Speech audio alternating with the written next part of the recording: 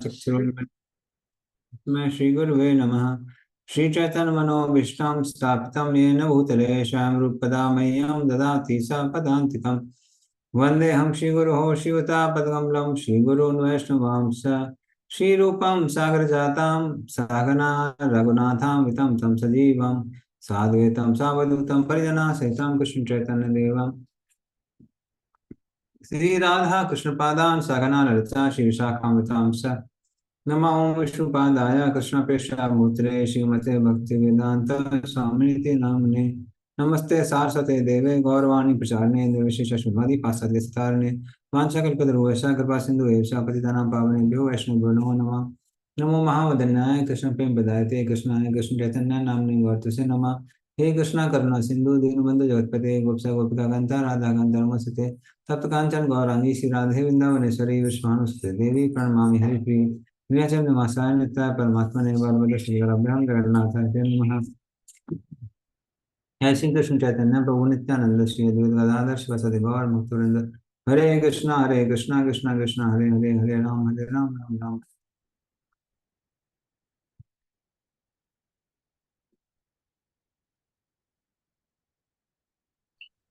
हरे कृष्ण। हरे कृष्ण प्रभु जी, सादर प्रणाम। प्रणाम। हरे हरे। किसी को याद है कहाँ से स्टार्ट करना था हमको? 111.4 111 चैप्टर श्लोक नंबर 2। ओके ओके, तो हम लोग स्टार्ट करेंगे 111.4।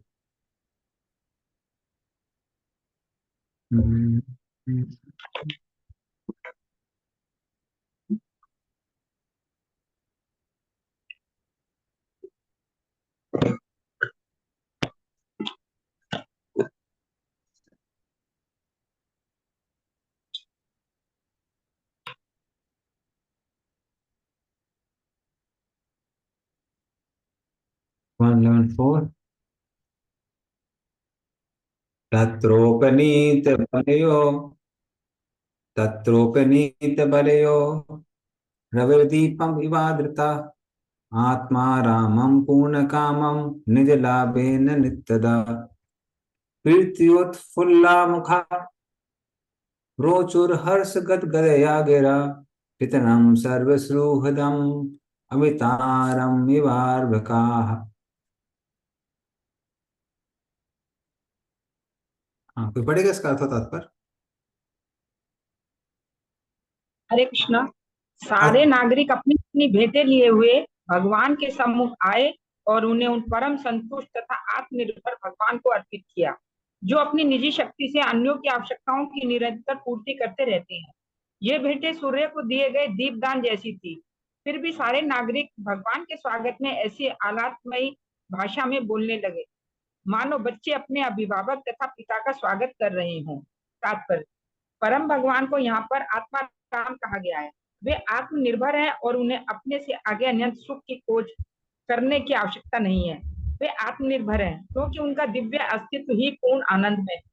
वे शाश्वत विद्यमान है, वे सर्वज्ञ हैं और सर्व आनंद में है।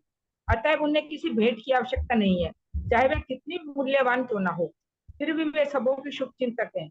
अतः यदि शुद्ध भक्ति में सेवा में कोई उन्हें कुछ अर्पित करता है तो वे उसे स्वीकार कर लेते हैं।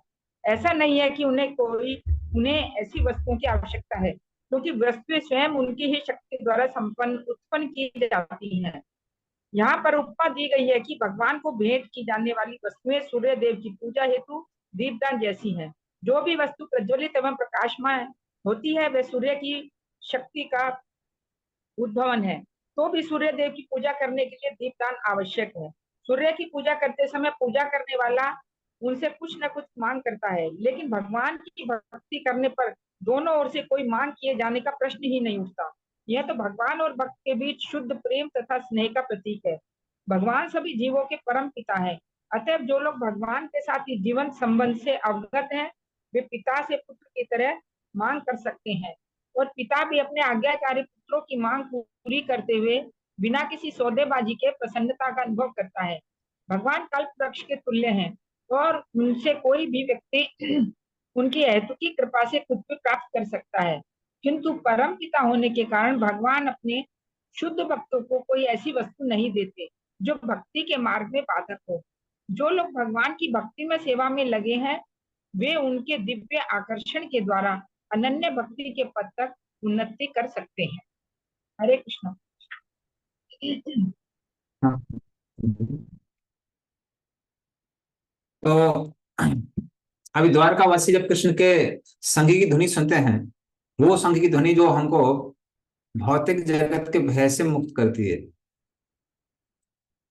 तो वो सुनने के बाद में वो लोग बाहर आते हैं और भगवान के दीप से, अर्घ इत्यादि से पूजा करना प्रारंभ कर देते हैं।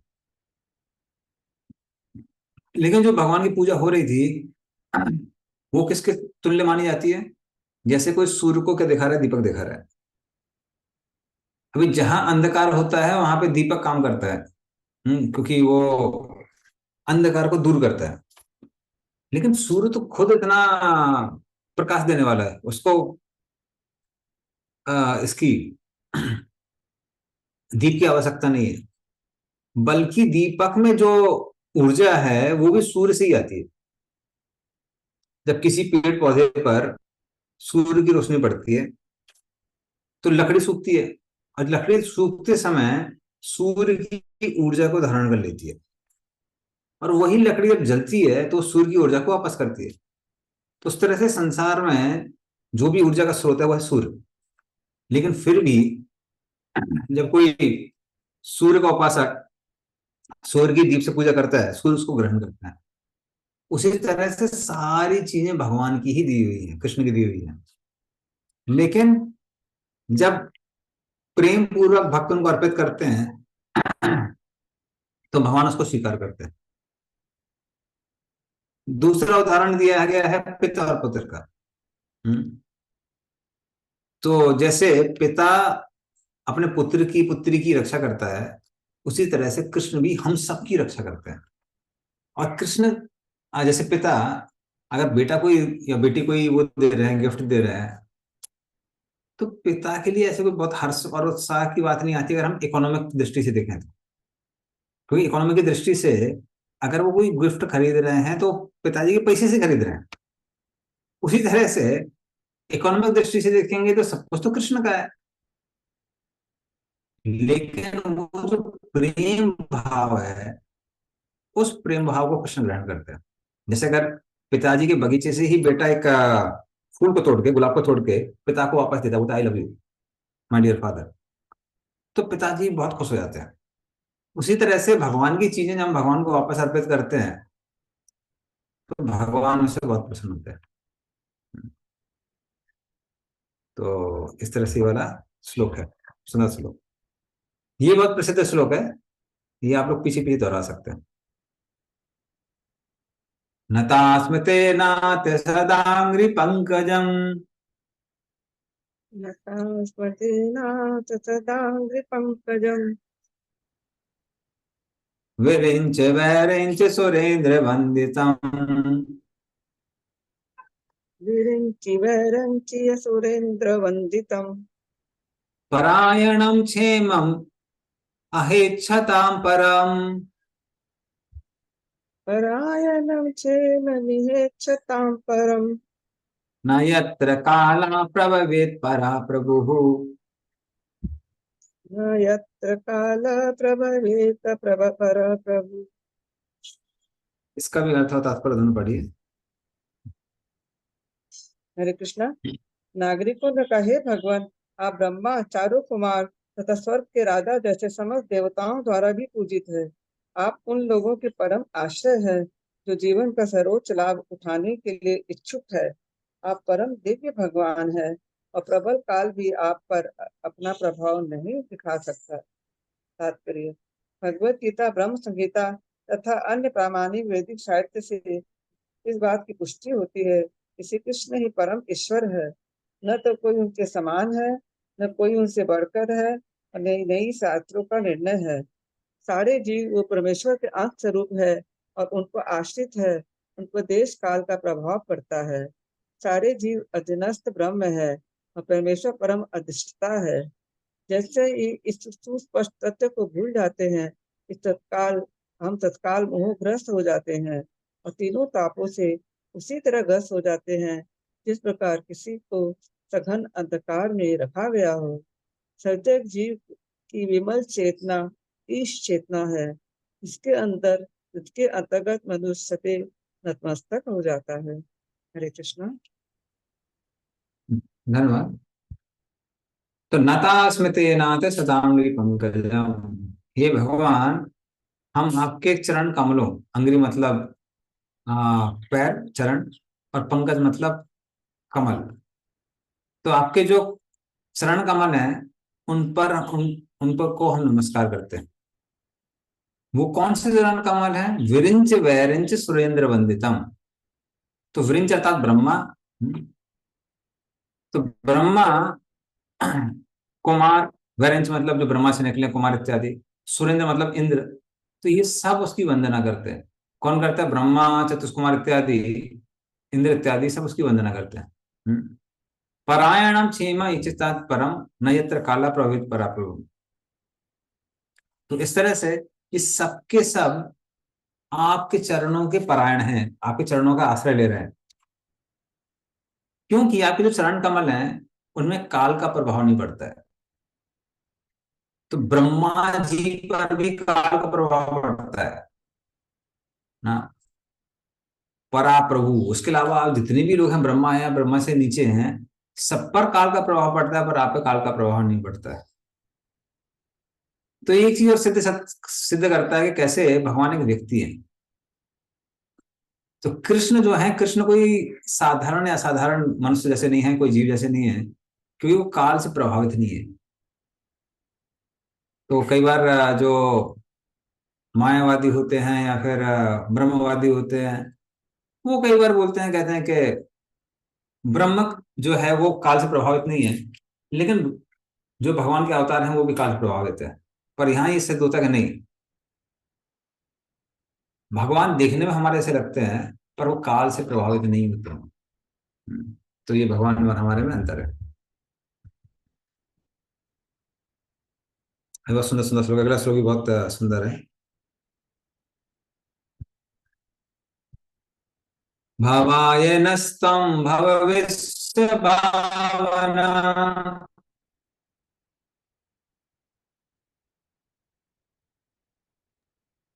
भवाय तस्थं त्वमेव माता भवदेश्वराय सुहृत् पिता, त्वमेव त्वमेव सुहृत् माता तसुहृत्पति पिता। तं सद्गुरुर्न परमं च दैवतम्। त्वं त्वं सद्गुरुन् परमं च सत्परमं दैवतम्। तदेकम्। यस्यानुवृत्त्या कृतिनो बभूविमा, यस्यानुवृत्त्या यस्य कृतिनो अनुवृत्त्या कृतिनो बभूव।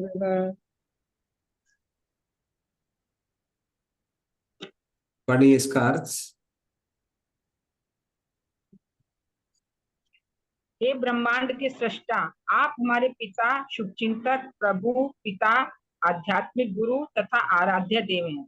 हम आपके चरण चिन्हों पर चलते हुए सभी प्रकार से सफल हुए हैं। अतएव हमारी प्रार्थना है कि आप हमें अपनी कृपा का आशीर्वाद देते रहें। हरे कृष्ण प्रभु। अरे, तो इस तरह से वो भगवान की प्रशंसा करते हुए कहते हैं कि भवाय नस्तम भव विश्व भावना। तो हे भगवान, आप हमेशा क्या करते हैं? वो दूसरों के कल्याण के लिए कार्य करते रहते हैं। तो संसार में जितने भी लोग हैं उनके कल्याण के लिए आप कार्य करते रहते हैं। तो इस तरह से वो कहते हैं। तो जैसे आ, हम लोग खासकर जब भगवान को सहन कराते हैं,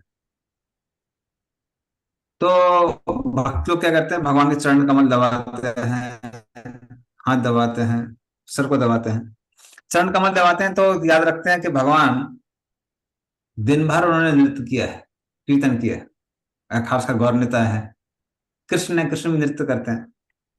जब उनके हम लोग हाथ दबाते हैं तो याद करते हैं कि भगवान ने सबको आशीर्वाद दिया है, तो हाथ बहुत थक गए होंगे।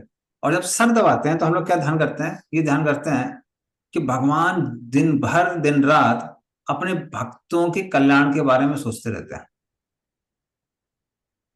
इसीलिए उनको सदा हो रहा होगा, हम थोड़ा सा सदा होते हैं। तो इस तरह से भगवान सबके कल्याण के बारे में सोचते रहते हैं। तमेव माता सुहृत पति पिता, आप ही हमारी माता हैं, आप ही हमारे पिता हैं, आप ही हमारे सुहृत हैं, पति हैं, सदगुरु आप ही हमारे गुरु हैं। कृष्ण वंदे जगत गुरु, जितने भी गुरु लोग हैं वो कृष्ण की वाणी ही दोहराते हैं। तो यदि हम आपके आदेश के अनुसार काम करेंगे, यस्सानुवृत्त्या, तो क्या होगा, कृतिनो बभूव, तो हमारा परम कल्याण होगा और जीवन का लक्ष्य प्राप्त होगा। इसलिए वो जो भगवान के आदेश हैं गुरु परंपरा के द्वारा आ रहे हैं, जिस हद तक हम उनका पालन करेंगे हम लोग जीवन में सफल रहेंगे।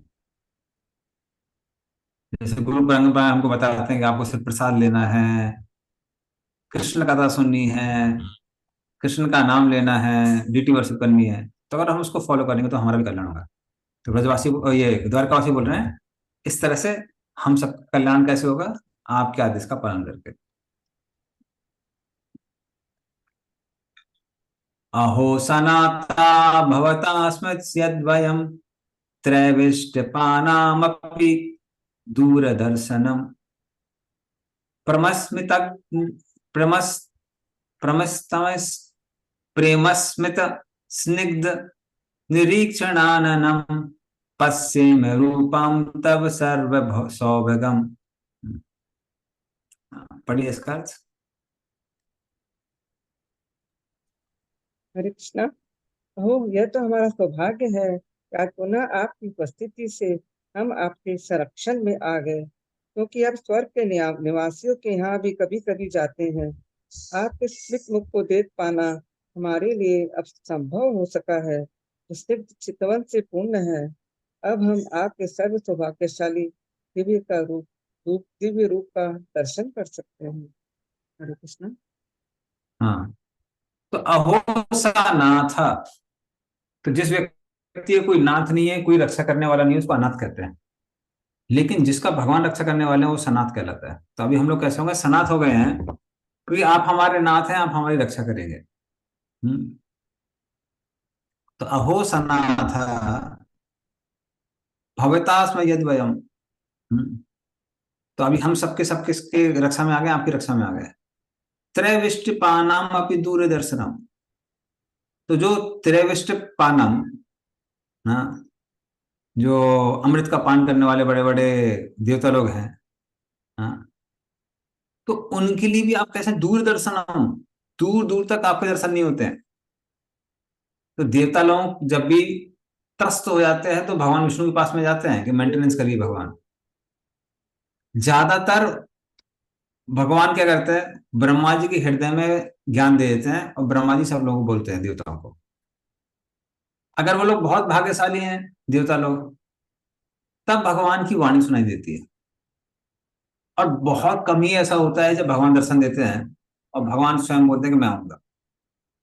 तो देवताओं के लिए भी भगवान के दर्शन प्राप्त करना बहुत मुश्किल है, लेकिन हमको अब आपका दर्शन हो रहा है। वो दर्शन कैसा है, प्रेम स्मित स्निग्ध निरीक्षण आननम।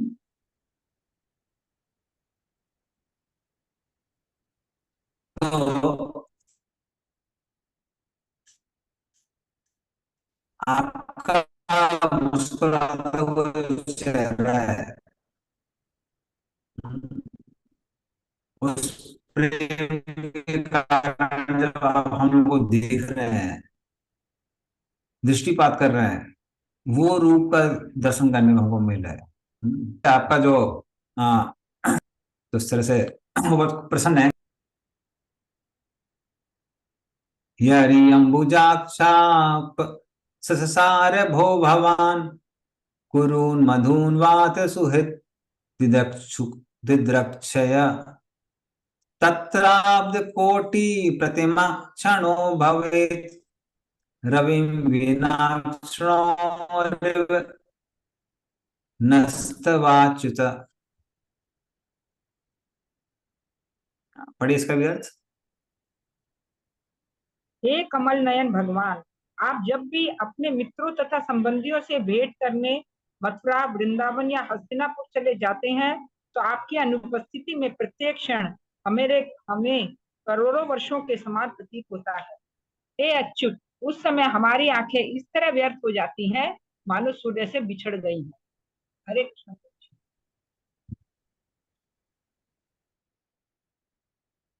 तो हे भगवान, कुरुन कुरुन अर्थात अभी जब हस्तिनापुर, मधुन मधुन अर्थात व्रज। हाँ, तो यदु अम्बुजाक्षा, अम्बुजाक्ष मतलब कमल नयन वाले भगवान।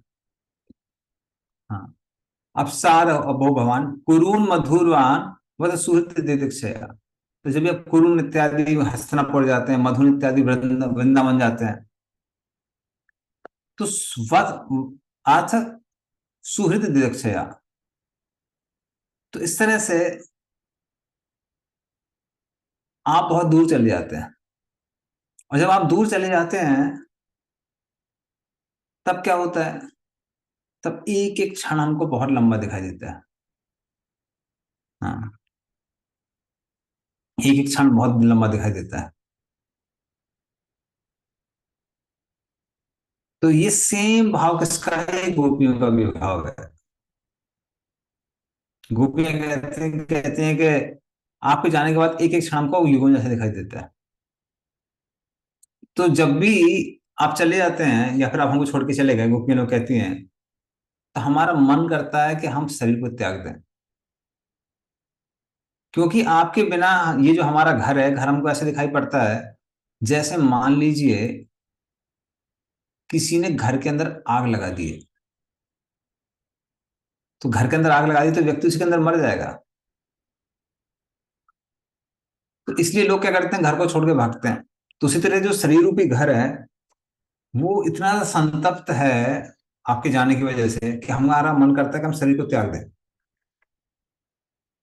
लेकिन एक जो ताला है वो दरवाजे पे लगा है जिसकी वजह से हम बाहर नहीं आ पा रहे हैं। वो ताला क्या है? कृष्ण बोलते हैं मैं वापस आऊंगा, मैं वापस आऊंगा। तो हमको ये लगता है कि आप बोल रहे हैं कि वापस आएंगे, और मान लीजिए हम अपना शरीर त्याग देते हैं, फिर आप वापस आते हैं, तो आपको कितना दुख होगा देख के कि अरे हमारा एक भक्त चला गया। तो हम नहीं चाहते आपको कोई दुख हो, इसलिए हम शरीर त्याग रहे हैं, तो ऐसा ब्रजवासी कहते हैं। और इसी तरह से यहाँ पे कौन बोल रहे हैं? द्वारकावासी भी कह रहे हैं कि आपके जाने के बाद एक एक क्षण ऐसा दिखाई पड़ता है मानो युग युग चले गए हों।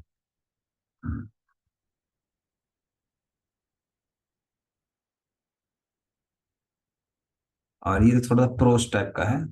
ऐसे दो हैं श्लोक। कथम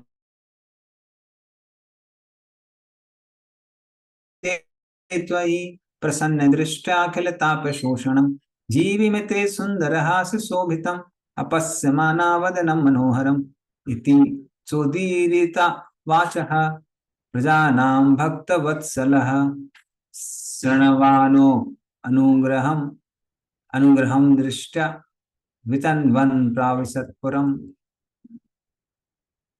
बड़ी इसका अर्थ।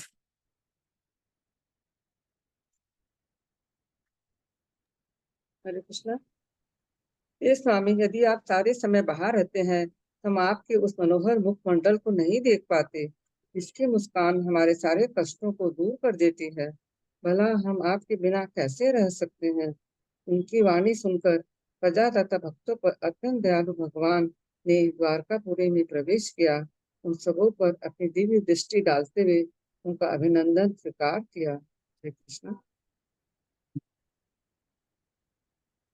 तो वो क्या बोलते हैं? कथम वयम नाथ चिरोसिते त्वयि प्रसन्न दृष्टा अखिल तापवर्षोषणम। तो आपका जो सुंदर मुखमंडल है, और उसमें आप जब मुस्कुराते हुए भक्तों का दृष्टिपात करते हैं, वो छोटी सी मुस्कान भक्तों के जीवन में जितनी भी समस्याएं, जितनी भी दुख है, उन सबको आप विनाश कर देती है। इतना सुंदर जो आपका मुख है, जो मुस्कुराता हुआ चेहरा है, अगर हम उसको नहीं देखेंगे तो हम जिंदा कैसे रहेंगे? हम बिना उस मुखमंडल को देखे जिंदा नहीं रह सकते हैं। हम्म। जैसे भक्त लोग भी कई बार ऐसा होता है कि अगर बीमार हो जाते हैं, कुछ हो जाता है, हॉस्पिटल जाना पड़ता है, या फिर कोई दूर की जगह जाना पड़ता है जहां पर आ, कोई मंदिर नहीं है, कीर्तन नहीं हो पा रहा है, तो कुछ दिनों बाद कैसा लगने लगता है कि सब कुछ खाली खाली हो गया है। तो भक्तों को लगता है कि जीवन ही खत्म हो गया। तो उसी तरह से जब भगवान कृष्ण द्वारका छोड़ के चले जाते हैं तो भक्तों को लगता है सब कुछ खत्म हो गया। तो जब कृष्ण ये सब सुनते हैं, जो उनके प्रेम भरी प्रार्थनाएं थी द्वारकावासियों को की,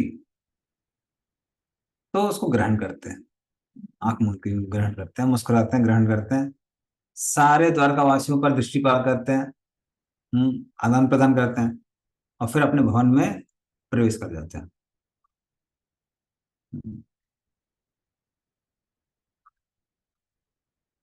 मधु भोज दस।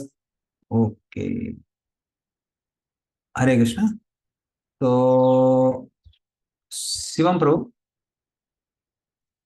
Can you display this? Actually यहाँ पे लाइट नहीं आ रही है सुबह से, उसकी वजह से मेरा ये पूरा लैपटॉप डिस्चार्ज है। करता हूँ मैं prove। हाँ, तो मैं क्या करता हूँ, उसको शेयरिंग हटा लेता हूँ, अगर पॉसिबल होगा। तो नहीं हो रहा है अभी, लेकिन जैसे ही खत्म होगा ना तो आप उसको रेडी रहिए, आप फिर डिस्प्ले कर देना। मैं करता हूँ प्रूव, आप रहने दीजिए, नहीं तो वो जल्दी खत्म होगा। ओके, ठीक है। तो वैसे जैसे मैं इसको रिसेट कर देता हूँ। मधु भोजात सारहार कुकुरांधक वृष्ण भी आत्मतुल्य बलेर्गुप्ताम नागेर भोगवतीम इव।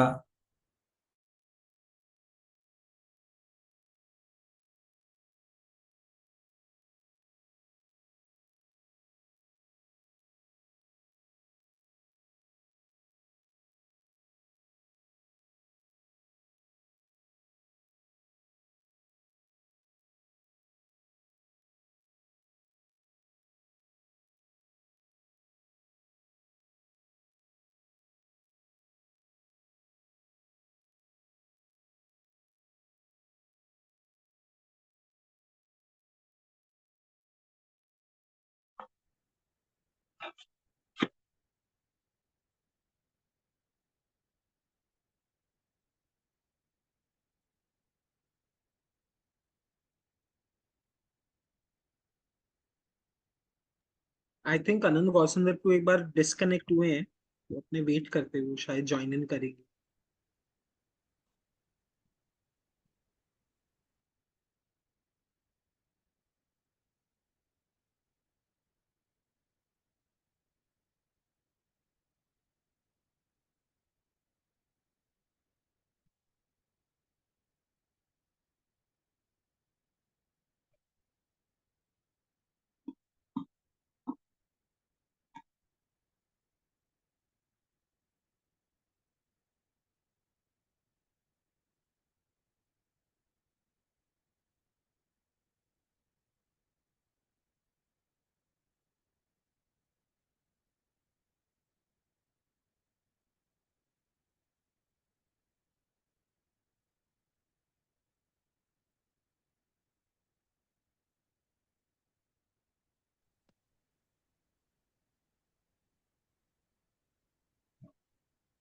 इसका अर्थ पड़ा था क्या?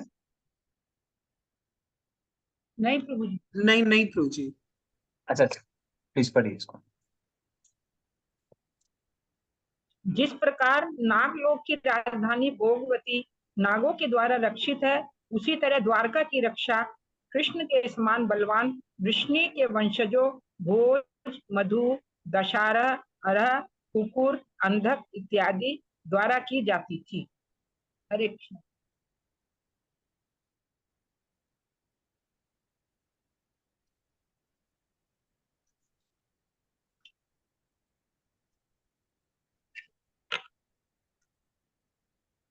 इसका अर्थ भी पढ़िए।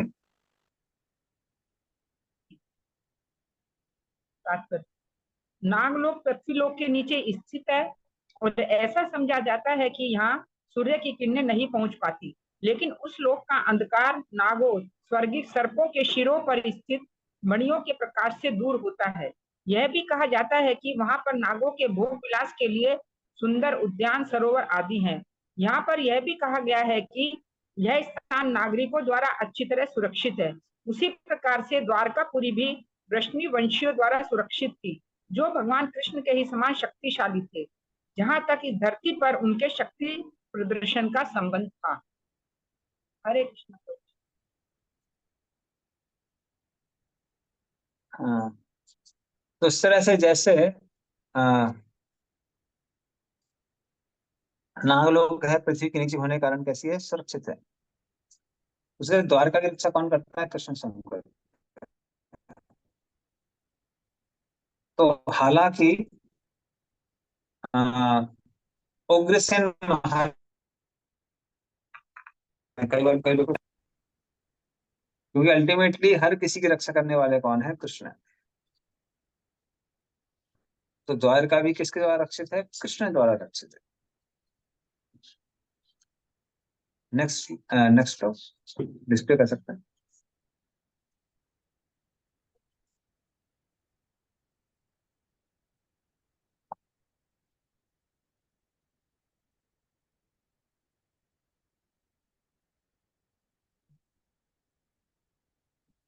सर्वर्तु सर्व विभवा पुण्य वृक्षालताश्रमे उद्यानोप वनारामे वित पद्माकर श्रियम।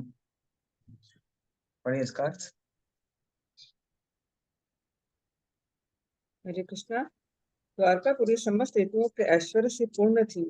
ये सर्वत्र आश्रम, उद्यान, पुष्पोद्यान, पार्क तथा कमलों से परिपूर्ण जलाशय थे। हरे कृष्णा। हाँ, इसको इसका अर्थ भी पढ़िए, अवसर तात्पर्य। तात्पर्य, मानव सभ्यता की पूर्णता प्रकृति के वरदानों का सदुपयोग उनके सहज रूप में करने से संभव बनाई जा सकती है। जैसा कि द्वारका के ऐश्वर्य के वर्णन से प्रकट है, उसके चारों ओर पुष्पोद्यान तथा फलों के बगीचे थे और जलाशय थे जो कमलों से परिपूर्ण थे। यहाँ पर किसी मिल तथा कसाई घर के बल पर चलने वाली फैक्ट्री का उल्लेख नहीं है, जो आधुनिक महानगरों के लिए आवश्यक साज सामग्री है। फिर भी आधुनिक सुसंस्कृत मनुष्य के अंतःकरण में भी प्रकृति के वरदानों का उपयोग करने की रुचि बरकरार है। आधुनिक सभ्यता के अग्रणी अपने निजी आवासों को ऐसे स्थानों में बनाते हैं जहाँ सुंदर बगीचे तथा जलाशय हो, लेकिन सामान्य व्यक्तियों को जो पार्कों तथा बगीचों से रहित दम घोटू स्थानों में रहने के लिए छोड़ देते हैं। लेकिन यहाँ पर हमें द्वारकापुरी का सर्वथा भिन्न वर्णन प्राप्त होता है। ऐसा लगता है कि सारा धाम ऐसे उद्यानों तथा पार्कों एवं कमलों से परिपूर्ण जलाशयों द्वारा घिरा हुआ था। ऐसा लगता है सारे लोग प्रकृति द्वारा प्रदत्त फूलों तथा फलों पर निर्भर थे। वहाँ ऐसे उद्योग नहीं थे जो गंदी बस्ती तथा झुग्गी झोपड़ियां बढ़ावा देते हैं। सभ्यता की तरक्की का अनुमान उन मिलों तथा फैक्ट्रियों की बढ़ोतरी से नहीं लगाया जाता, इसमें मनुष्य की कोमल भावनाएं विनिष्ट हो, अपितु मनुष्य में प्रबल आध्यात्मिक प्रवृत्तियों के विकास से लगाया जाता है, जिससे उन्हें भगवत धाम वापस जाने का अवसर प्राप्त हो सके। फैक्ट्रियों तथा मिलों का विकास उग्र कर्म कहलाता है और ऐसे कर्म से मनुष्य तथा समाज की कोमल भावनाओं का क्षय होकर असुरों का कारागार बना देती है। यहाँ पर हम पवित्र वृक्षों का उल्लेख पाते हैं, जिनमें ऋतु के अनुसार फूल फल लगते हैं। अब पवित्र वृक्ष केवल व्यर्थ के जंगल होते हैं और उनका उपयोग केवल ईंधन के लिए हो सकता है। आधुनिक सभ्यता में ऐसे अपवित्र वृक्षों को सड़क के दोनों किनारों पर रोपा जाता है।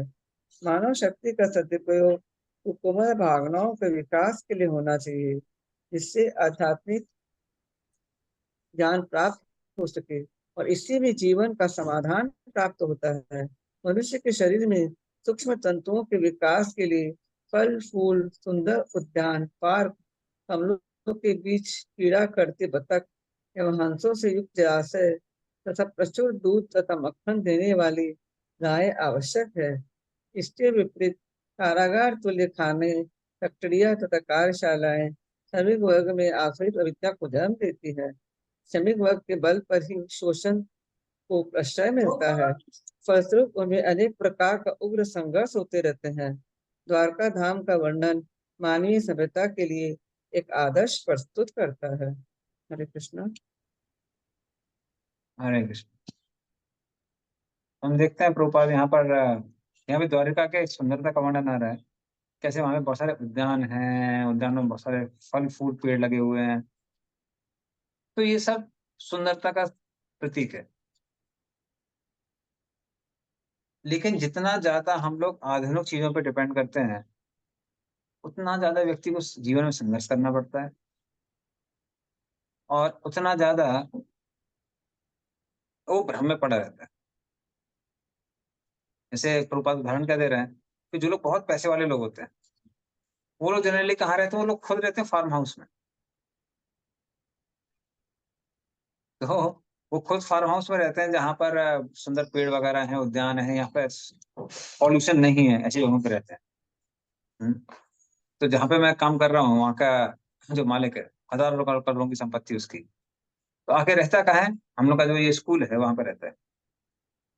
क्योंकि ये पूरा वारुणी देवी की जो हिल्स है, हाँ, बलराम जी की वाइफ है वारुणी देवी, उनकी हिल्स है, उसके नीचे बहुत सुंदर जगह है। यहाँ पे कई बार किलोमीटर तक कोई आदमी भी दिखाई नहीं देता है, बहुत सुंदर वन है। तो यहाँ के रहते हैं। तो ऐसे लोग क्या कहते हैं, रहते ऐसी जगह है, लेकिन खुद क्या बनाएंगे? खुद मिल बनाएंगे, फैक्ट्री बनाएंगे, और वो बनाते हैं शहरों पे। तो जो साधारण लोग हैं वो शहरों में रहने के लिए बाध्य हो जाते हैं, वो सुंदर जगहों पे नहीं रह पाते हैं। तो सुंदरता की परिभाषा, और जिसको हम लोग कहते हैं प्रोग्रेस, प्रोग्रेस की परिभाषा जो मॉडर्न टर्म्स में है और जो वैदिक टर्म्स में, वो अलग अलग है।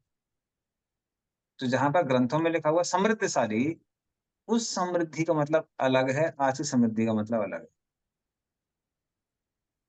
जैसे आज शहरों में लोग कितनी भी समृद्ध क्यों ना हो, खासकर जो लोग बॉम्बे दिल्ली जैसे मेट्रो सिटीज में रहते हैं, कलकत्ता में लोग पैसे वाले उतने नहीं है, दिल्ली बॉम्बे बहुत पैसे वाले लोग हैं। तो पैसा तो बहुत है उनके पास, लेकिन साफ हवा नहीं है लेने के लिए, स्वच्छ वायु नहीं। फल जो भी खाते हैं, खासकर जो साधारण लोग हैं, मीडियोकर लोग हैं, उनको कोल्ड स्टोरेज वाले ही खाना पड़ता है। कोल्ड स्टोरेज, जितनी भी आप सब्जी खाते हैं, फल खाते हैं, सब में फर्टिलाइजर्स हैं, बल्कि यूरिया वगैरह एक्सेसिव यूज किया गया है। तो वो शरीर को लाभ पहुंचाने की जगह हानि पहुंचाते हैं। और लोग सोचते हैं यही समृद्धि है, क्योंकि क्या मिल रहा है? पेपर नोट्स मिल रहा है, पैसा मिल रहा है। अभी तो नोट भी नहीं बचे हैं, सब वो मेंटल रह गए हैं। सब कुछ आपके बैंक अकाउंट में रहता है, भले दिखता ना हो, तो वो मेंटल हो गए। लेकिन वैदिक समृद्धि अलग चीज है। पहले समृद्धशाली लोग कौन थे? जिन लोगों के खेत हुआ करते थे, जिन लोगों के यहाँ गायें हुआ करती थी, बहुत सारे फलों के पेड़ हुआ करते थे, उद्यान हुआ करते थे, गार्डन्स। तो वो समृद्धि की निशानी थी। क्योंकि इसका मतलब क्या है? वो व्यक्ति है, उसको शुद्ध आहार खाने को मिलेगा, नेचुरल वैरायटी को एंजॉय करने का मौका मिलेगा। तो एक चीज है कि नेचर की चीजें हर किसी को पसंद आती है, लेकिन शहरों में आजकल लोग क्या करते हैं? कई बार आर्टिफिशियल पेड़ लगाते हैं। तो आप देखेंगे उनके पास पेड़ हैं, पौधे हैं, लता है, सब वो क्या, वो सब प्लास्टिक प्लास्टिक की बनी हुई है। तो इस तरह से प्रभुपाद बताते हैं कि जो असली समृद्धि है वो कैसी है? वो वैदिक समृद्धि है। तो सारी की सारी चीजें लोगों की डेफिनेशन पर डिपेंड करती है, लोगों की क्या परिभाषा है। जैसे जो घर में स्त्रियां जो भी काम करती हैं, मान ली लड्डू बना रही हैं, पापड़ बना रही हैं, कुछ बना रही हैं घर वालों के लिए, उसका जीडीपी में काउंटिंग नहीं होती है। जो फैक्ट्री में प्रोडक्शन होगा उसी का जीडीपी में काउंटिंग होगी। तो ये सारी की सारी चीजें हैं, ये लोग अपने हिसाब से गढ़ते हैं उसको, कौन सा जीडीपी हाई है, कौन सा जीडीपी लो है। बल्कि कई गरीब देश हैं जहां पर लोगों के पास ज्यादा सुविधाएं नहीं है। आप देखेंगे कई बार लोगों की आयु वहां पे ज्यादा होती है, आयु ज्यादा होती है, स्वास्थ्य ज्यादा अच्छा होता है, मानसिकता ज्यादा अच्छी होती है, फिर भी उसको बोलते हैं कि नहीं नहीं नहीं, ये डेवलप्ड नहीं है। डेवलपमेंट कौन सी जगह है? जहाँ पे फैक्ट्री ज्यादा है, मिल ज्यादा है, ज्यादा ट्रांजैक्शन हो रहा है चीजों का, वहां पर उनको बोलते हैं कि ये जगह समृद्धशाली है। So that is modern language, modern understanding of prosperity, समृद्धि की आज की डेफिनेशन। ठीक है शिवम प्रभु, मैं सही बोल रहा हूँ ना? शिवम प्रभु हमारे फाइनेंशियल सेक्टर से। यस। यस प्रभु जी। तो जीडीपी में सब काउंट नहीं करते ना, घर का जो सब घर में जो प्रोडक्शन हो रहा है, होम प्रोडक्शन हो रहा है, नहीं काउंट करते। नहीं नहीं तुलसी, दैट इज नॉट काउंटेड। हम्म। मैंने अगर हस्बैंड वाइफ दोनों बाहर काम करने जा रहे हैं और दोनों के दोनों पैसा कमा के लाते हैं, चीजों को लेके आते हैं, जो लोग बाहर खाते हैं कई बार उसको बोलते हैं जीडीपी बहुत हाई है। बहुत सारे अफ्रीकन कंट्रीज हैं जहां पर गुजराती लोग जाके होटल खोल देते हैं, उनको पता है कि यहाँ के जो लेडीज हैं उनको खाना बनाने की आदत नहीं है, तो दोनों हस्बैंड वाइफ बाहर काम करते हैं और बाहरी होटल में खाते हैं, और उसको समृद्धि की निशानी दी जाती है। लेकिन गुजराती लोग थोड़े बुद्धिमान हैं वो क्या करते हैं, उनके घर में लेडीज काम नहीं करती, वो घर में ही रहती है, अपना एंजॉय करती हैं, किटी पार्टी मनाती हैं, यहाँ जाती है वहां जाती है, और वो लोग होटल खोल देते हैं इन लोगों के लिए। तो लोगों को वाकई में पता नहीं है कि व्हाट इज रियल प्रॉस्पेरिटी। ठीक है, so will go to the next verse, अगला श्लोक। तो प्रभुपाद कहते हैं कि द्वारका के विवरण से सीखना चाहिए क्या समृद्धि है। जैसे अभी कैलकाटा का आप बोल सकते हैं कि कैलकाटा का जीडीपी ग्रो हो गया है, लेकिन ब्रिटिश पीरियड में आ, पूरे कलकत्ता को 2 बार गंगा पानी से धोया जाता है। आपके जो भी बार बार साइफन लगे हैं जहाँ से पानी निकलता रहता है निरंतर, वो किस लिए लगे हुए हैं, उसी के लिए लगे हुए हैं। तो ब्रिटिश पीरियड में पूरे कलकत्ता को 2 बार पानी से, गंगा जल से धो देते हैं। हर 4 घर में एक वो था, तालाब और एक गार्डन था। तो उस समय Calcutta was considered the best city in the entire world. तो वो लोग बोलते थे कि ब्रिटिशर्स बोलते थे कि दुनिया में सिर्फ 2 सुंदर शहर है, एक शहर है आपका लंदन और दूसरा कलकत्ता। और लंदन को तो करना ही पड़ेगा भाई, उनका कैपिटल सिटी है। अगर बोल रहे हैं कलकत्ता बेस्ट है तो अच्छा नहीं लगेगा। लेकिन जो लोग रहते थे वो बताते थे कि कलकत्ता वाज बेटर, कलकत्ता ज्यादा बेटर। लेकिन जब से फैक्ट्रीज वगैरह खुल गई हैं, ये सब हो गया है, तो आप देखेंगे कहाँ जहां तक गंदगी पड़ी रहती। तो सिर्फ वैदिक समृद्धि की परिभाषा लगती है, जहाँ पे लोगों को नेचुरल प्रोडक्ट्स को एंजॉय करने का मौका मिल रहा है, उसको वैदिक समृद्धि बोलते हैं। और जब हम नेचुरल प्रोडक्ट्स पे निर्भर करते हैं तब हमको समझ में आता है कि भक्ति कितनी आवश्यक है।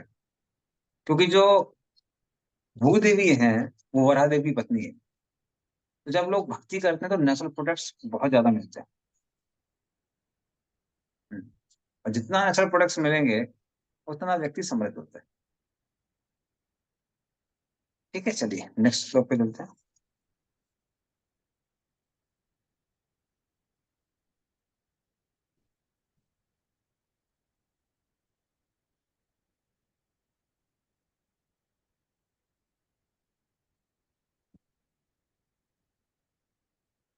गोपुर द्वार मार्गेषु कृत कौतुक तोरणाम चित्रध्वज पताकाग्रेर अंता प्रतिहता तप्पाम।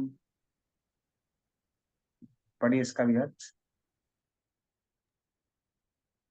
भगवान के स्वागतार्थ नगर का द्वार, घरों के दरवाजे तथा सड़कों के किनारे झंडियों से सजे बंधनवार बहुत ही सुंदर ढंग से केले के वृक्षों तथा आम की पत्तियों जैसे मांगलिक प्रतीकों से सजाए गए थे। झंडियां, फूलमालाएं तथा चित्रित संकेत एवं लिखे गए सुवाक्य धूप को अवरुद्ध कर रहे थे। और एक तो ये जो केले के पेड़ हैं, ध्वज हैं, हाँ, पानी से भटे हुए मटके हैं, कलश इत्यादि, इन सबको मंगल का प्रतीक बोला जाता है। और जो द्वारका नगरी थी इन सब सुसज्जित थी। वही मैं बोल रहा हूँ, वो परिभाषा अलग थी। कितना ज्यादा नेचुरल प्रोडक्ट्स हैं उसके हिसाब से लोगों की चीजों की परिभाषा देखी जाती थी। आजकल आप वो नहीं देखेंगे। जैसे वैदिक कल्चर में जो भी वस्तुएं प्रयोग में आती थी वो सबकी सब कैसी थी, ऑर्गेनिक थी। तो ऑर्गेनिक चीजों का जब प्रयोग करेंगे और आप उसको फेंक भी देते हैं, डिस्कार्ड भी कर देते हैं, वो रिसाइकल हो जाती है। लेकिन आज अगर आप किसी भी शहर के अंदर प्रवेश करते हैं, एक बड़ा सा पहाड़ दिखाई देता है, उसको बोलते हैं कचला पहाड़। कचरे का बड़ा सा पहाड़ होता है। तो उसको कई बार मिट्टी विट्टी से ढक के थोड़े पेड़ उगाने की कोशिश करते हैं, और कचरा वैसे ही का वैसे है। और जैसे जैसे दिन बीतेंगे वो पहाड़ बढ़ते ही जाएगा। तो क्या वो समृद्धि है? वो सोचने वाली बात है। ठीक है, नेक्स्ट श्लोक।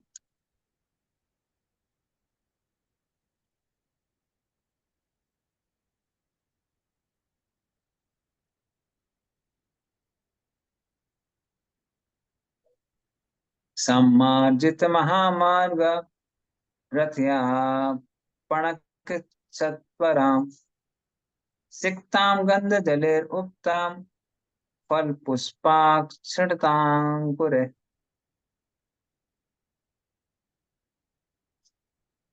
पढ़िए इसका अर्थ। हरे कृष्णा।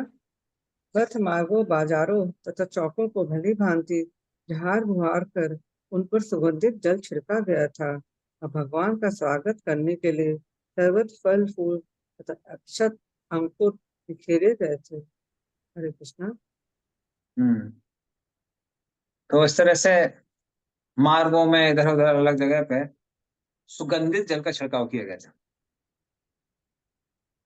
तो हम लोग देखते हैं आजकल लोग रूम फ्रेशनर मारते हैं। हाँ।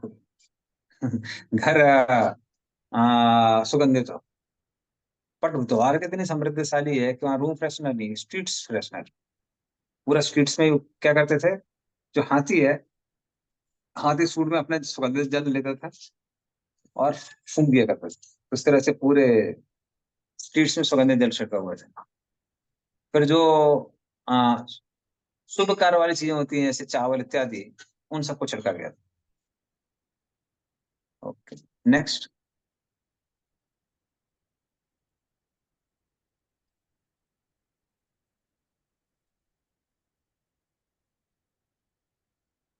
द्वारी द्वारी ग्रहाणां च दधि अक्षतफलेक्षुभिः अलंकृतां पूर्ण कुंभे बलिभिर धूप दीपके। पढ़िए इसका अर्थ। प्रत्येक घर के द्वार पर दही, अक्षत फल, गन्ना तथा पूरे भरे हुए जल पात्रों के साथ ही पूजन की सामग्री, धूप तथा बत्तियां सजा दी गई थी। हरे कृष्णा प्रभु जी। हाँ, तो ये सभी सुख के प्रतीक कहे जाते हैं। जैसे भरा हुआ, पानी से भरा हुआ जो जल का मटका होता है उसको सुख कहा जाता है। फिर उसके बाद में पुष्प, फूल माला, तो इन सब का अलंकार किया गया था। So these are all decorative items. Next.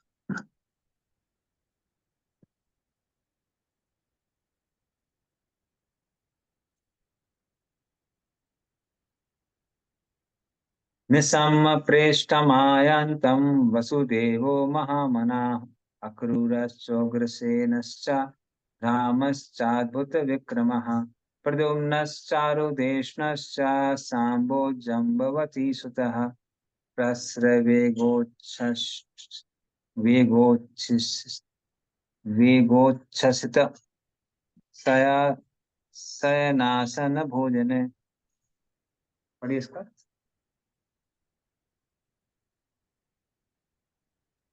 हरे कृष्णा।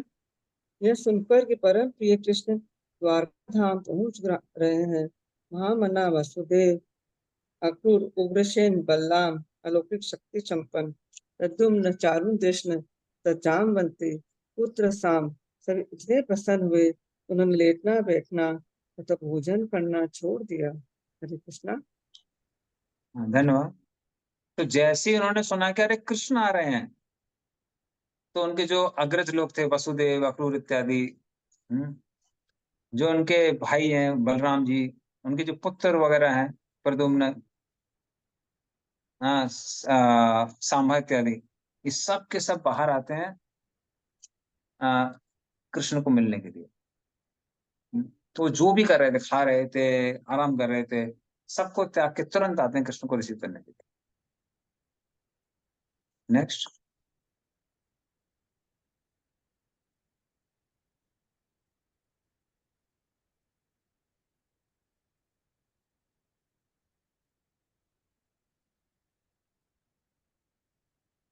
वारेन्द्रनम वारे वारणेन्द्रं पुरस्कृत्य ब्राह्मणे ससुमांगले संकेतुर्या निनादेन ब्रह्म घोषेण चादृताः प्रद्योजगमुः रथैर्हृष्टाः प्रणयागत साध्वसाः। पढ़िए इसका अर्थ।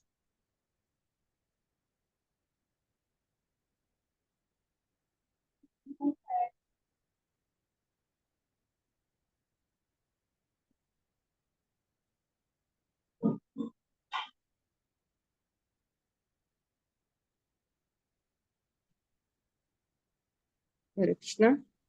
ये फूल थामे वे ब्राह्मणों समेत रथों पर भगवान की ओर तेजी से बढ़े। उनके आगे आगे सौभाग्य के प्रतीक हाथी थे। शंख तथा तुरही बज रहे थे और वैदिक स्तोत्र उच्चरित हो रहे थे। इस प्रकार उन्होंने स्नेह से अभिवादन किया। हरे कृष्णा। इसका तात्पर्य पढ़िए, बताइए तात्पर्य। तात्पर्य, किसी महापुरुष के स्वागत की वैदिक विधि से सम्मान का वातावरण उत्पन्न होता है जो आगंतुक के लिए स्नेह तथा सत्कार से पूर्ण होता है। ऐसे स्वागत का शुभ वातावरण उपयुक्त साज सामग्री पर निर्भर करता है। इसमें शंख, पुष्प, धूप, सजे हुए हाथी तथा वैदिक साहित्य से स्तोत्रों का पाठ करते हुए योग्य ब्राह्मण सम्मिलित है। स्वागत का ऐसा कार्यक्रम स्वागतकर्ता तथा स्वागत किए जाने वाले दोनों की निष्ठा से पूजित होता है। हरे कृष्णा। हरे कृष्णा। तो इस तात्पर्य में हम लोग देख सकते हैं, अष्टमा तात्पर्य में, कि क्या वैदिक रीति रिवाज है किसी को, बड़े आदमी को रिसीव करने का। तो आज भी अगर आप जाएंगे गुरुवायूर इत्यादि जो साउथ इंडिया के टेम्पल्स हैं, जब भगवान की वगैरह निकलती हैं तो इसी तरह से उनको रिसीव करते हैं। हाथी वगैरह चलते हैं, कई बार हाथियों में छोटे छोटे बच्चे लोग चामर से करतब दिखाते हैं, अलग अलग वाद्य यंत्र बजाए जाते हैं, भगवान के लिए कीर्तन गाया जाता है। तो इस तरह से भगवान की झांकी निकलती है। तो जब ये लोग रिसीव करने के लिए कृष्ण को आ रहे थे, तो सारी पूजा की सामग्री लेके आ रहे थे, सुसज्जित हाथी लेके आ रहे थे। हाँ, ब्राह्मण लोग मंत्रोच्चारण कर रहे थे, कृष्ण की स्तुति कर रहे थे। इस तरह से वो करते हैं, क्या करते हैं, कृष्ण को रिसीव करते हैं। तो ये वैदिक तरीका है रिसीव करने का। जैसे आज भी अगर मान लीजिए कोई एम्बेसडर आता है किसी देश का, तो उसको कई बार तोपों की सलामी दी जाती है, आर्मी वगैरह का प्रदर्शन किया जाता है। तो ये मॉडर्न तरीका है, वैदिक तरीका यहाँ पे लिखा हुआ है। Shivam pro. So, Jay, my question is little different. Like in the verse number 111:15, it was written about this pots filled with water. So, like when in our houses in Marwadi communities, it's like considered to be the pots filled with water is considered to be this the like the sthan of pitris. Mane pitro to like is it linked over there like या माने ये like it is for something else माने क्योंकि Yeah, it may be like that. See, I'm not like very expert in these things, but as far as I heard from my mother, what she would do is that whenever I had exams, तो exam time पे वो हमेशा कर देती, जितने भी घर में बर्तन होंगे सबको भर देंगे। okay तो क्योंकि वो बोलती थी कि जो भरे हुए बर्तन है वो शुभ होते हैं, जो खाली बर्तन होते हैं वो अशुभ होते हैं। तो okay ये मैंने सुना है। और उसके अलावा पितरी से कनेक्शन हो सकता है, तो दैट पॉसिबिलिटी में भी देयर। क्योंकि देखिए कैसा है, जहां भक्ति की बात आती है, भक्ति तीनों गुणों से ऊपर है। लेकिन भक्ति को छोड़ के जितने भी योग हैं आपके, कर्म योग, ज्ञान योग, अष्टांग योग इत्यादि, उन सबका एक ही मकसद है कि व्यक्ति को किसी तरह से सत्व गुण में लाया जाए। क्योंकि जितना व्यक्ति सत्व गुण में होता है उतना ज्यादा वो शारीरिक चेतना से दूर होता है। तो हालांकि ऐसे में कोई जीवन का लक्ष्य प्राप्त नहीं हो सकता है, मुक्तता ब्रह्म ही प्राप्त हो सकता है, लेकिन फिर भी सत्व गुण में आने से फायदा ये होता है कि जब व्यक्ति भक्ति पथ पे आता है तो भक्ति करना बहुत आसान हो जाता है। तो अगर आप पंचरात्र की विधि, भागवत विधि और वैदिक विधि का तुलना करेंगे, वैदिक विधि का एक लक्ष्य है, वो है व्यक्ति को सत्वगुण के स्तर पे लाना। जैसे डीटी वर्शिप भी है। डीटी वर्शिप अगर आप वैदिक स्टैंडर्ड से देखेंगे, तो डीटी वर्शिप का ज्यादा जो केंद्र है वो है साफ सफाई रखना। कि ना जो भी घर के लोग हैं वो सब साफ सफाई रखेंगे, नियम पूर्वक उठेंगे, दिन में 3 बार गायत्री करेंगे, तो चीजें, आदमी की लाइफ रेगुलेट हो जाती है और सत्वगुण में आता है। लेकिन जो पंचरात्र की विधि है, पंचरात्र की विधि का केंद्र है भगवान को एक व्यक्ति के रूप में देखना। तो दैट इज मोर इम्पोर्टेंट। इसलिए जनरली हम लोग क्या करते हैं, वैदिक प्रोसेस फॉलो करते हैं, लेकिन जहां कॉन्ट्रडिक्शन दिखाई देता है, मान लीजिए हम उतना साफ सफाई नहीं रख पा रहे हैं किन्हीं कारणों से, कुछ रूल्स नहीं फॉलो कर पा रहे हैं, लेकिन उसकी वजह से अगर भगवान भूखे हैं तो भगवान को भूखा नहीं रख सकता भक्त लोग। तो उस केस में क्या करते हैं, भगवान को चीजें अर्पित करना वो ज्यादा मुख्य केंद्र बन जाता है। इसलिए डिवोटीज वैदिक कस्टम्स तब तक फॉलो करते हैं जब तक वो भक्ति को पोषण दे रहा है। अगर वो भक्ति के पोषण को रोक रहा है किसी तरीके से, तो हम उसको फॉलो नहीं करते हैं। तो जो द्वारका में जो चीजें दी बताई गई हैं यहाँ पे, वो बहुत ज्यादा वैदिक है। प्रभुपाद यहाँ वैदिक कल्चर की बात कर रहे हैं। तो साधारण लोग, खासकर जो भक्ति नहीं कर पा रहे हैं, भक्त लोग भी जितना हो सकता है वैदिक कल्चर फॉलो करते हैं, पर जो लोग अगर भक्ति नहीं कर पा रहे हैं, कम से कम प्रयास करना चाहिए कि उनको धीरे धीरे करके हम सत्वगुण के स्तर पे लेके आए। और सत्वगुण के स्तर में आने के लिए ये वैदिक पद्धतियां बहुत अच्छी हैं। तो जो भी हम लोग की एंशियंट इंडियन फैमिलीज हैं, मारवाड़ी फैमिलीज हैं, या हम लोग के साथ की जो फैमिलीज है, गुप्ता फैमिलीज वगैरह, तो वो सब जनरली वैदिक कल्चर फॉलो करते हैं कि भाई ठीक है, प्याज लहसुन नहीं खाएंगे, दोपहर का जो भोजन है वो अग्नि को समर्पित करते हैं। तो ये सब चीजें चीजें मैंने भी छोटे से देखी हुई हैं हमारे घर। तो ये सारी चीजें व्यक्ति को सत्वगुण के स्तर पर लाने के लिए। तो all these things are represented here in Dwarka. Dwarka का जो कल्चर है उसमें रिप्रेजेंट किया गया है। ठीक है, सेवन। तो हम देखेंगे चक्रवर्ती पाद ने इनमें ज्यादा तात्पर्य नहीं दिया है, विष्णु ठाकुर ने। प्रभुपाद ने बहुत दिए हैं, और उसका एक रीजन है। उसका रीजन ये है कि विश्वनाथ चक्रवर्ती ठाकुर तो जिन लोगों को ऑडियंस को एड्रेस कर रहे हैं, वो ऑलरेडी वैदिक कल्चर के फॉलोअर है। उनका जो ऑडियंस है, तो उनको पता है कि ऑलरेडी लोग वैदिक कल्चर फॉलो कर रहे हैं, इन चीजों को हाईलाइट करने की आवश्यकता नहीं है, ये लोग समझते हैं। लेकिन जो प्रभुपाद का ऑडियंस है वो वर्ल्ड वाइड ऑडियंस है। प्रभुपाद को मालूम है कि ये जो छोटी छोटी चीजें हैं, ये हमारे शिष्यों को हमको सिखाना पड़ेगा। क्योंकि कई कई नहीं बोलूंगा मैं, ज्यादातर जो देश हैं उनमें ये सत्वगुण का कल्चर है ही नहीं। जैसे जो हमारे 4 नियम हैं, 4 नियम भी सत्वगुण के स्तर पे आने के लिए है। तो वो भक्ति नहीं है अपने आप में, वो 4 गुण 4 नियम सिर्फ किसके लिए, व्यक्ति सत्वगुण में आएगा। लेकिन जो सारा विश्व है उसमें ज्यादातर लोग सत्वगुण में है ही नहीं, और बिल्कुल भी प्रयास भी नहीं करते हैं सत्वगुण में आने का। इसलिए प्रभुपाद ने 4 नियम बनाए, इसलिए प्रभुपाद ने सारे तात्पर्य इसलिए दिए हैं कि भाई किसी तरीके से आप वैदिक कल्चर को फॉलो करिए, कम से कम सत्वगुण में रहें।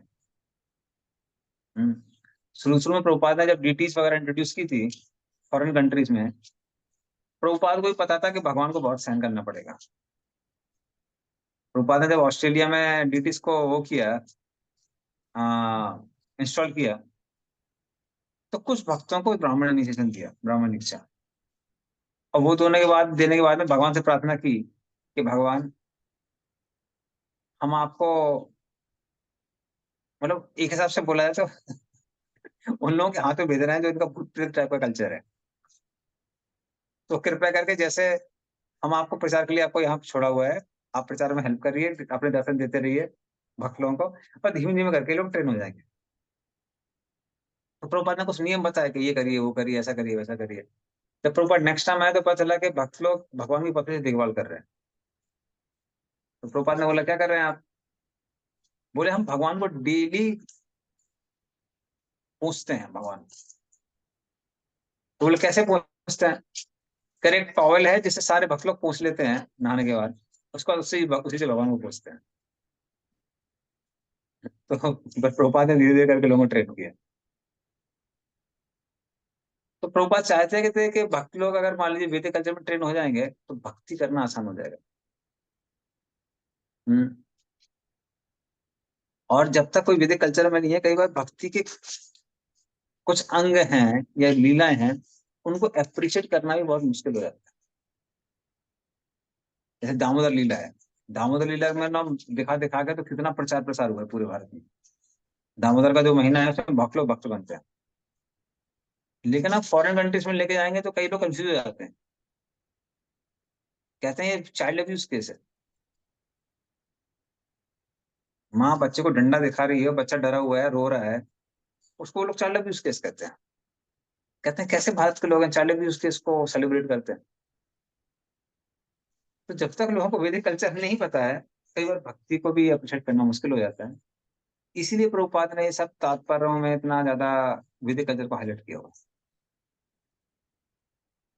ओके, तो एनीवे आंसर क्वेश्चन कुछ था, मैंने बहुत एलोबरेट आंसर दे दिया। So we can go to next shloka. और एक चीज और, समहाउ क्योंकि हम लोग की बहुत सुबह से यहाँ पे वो नहीं है, लाइट नहीं है, कभी तो हमारा लैपटॉप डिस्चार्ज हुआ था, हो सकता है बीच में कभी मोबाइल भी डिस्चार्ज हो जाए। तो जब डिस्चार्ज हो जाए तो समझ जाइए कि क्लास एंड हो गई है, क्योंकि ये लास्ट रिसोर्स है। अरे वाह।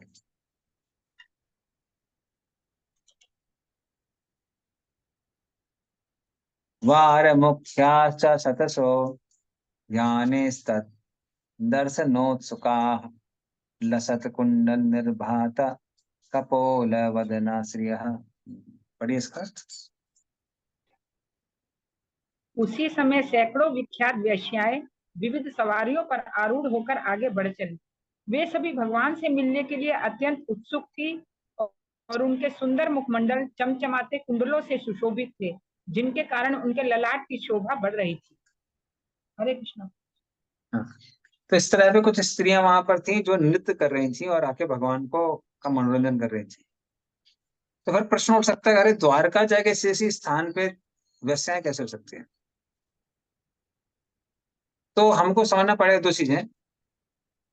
आ, दोनों पे मैं टिप्पणी देता हूँ। पहला तो यह है कि वैदिक समाज में वेश्याओं की परिभाषा कुछ और थी। कोई भी सभ्य समाज की स्त्री पब्लिक डांस नहीं करती थी। फैमिली प्रोग्राम है वो बात अलग है, फैमिली प्रोग्राम से फैमिली साथ में आ रही है वो बात अलग होती है, रिश्तेदार साथ में आ रहे हैं। लेकिन जनरल पब्लिक में नाच नृत्य आदि करना, गाना,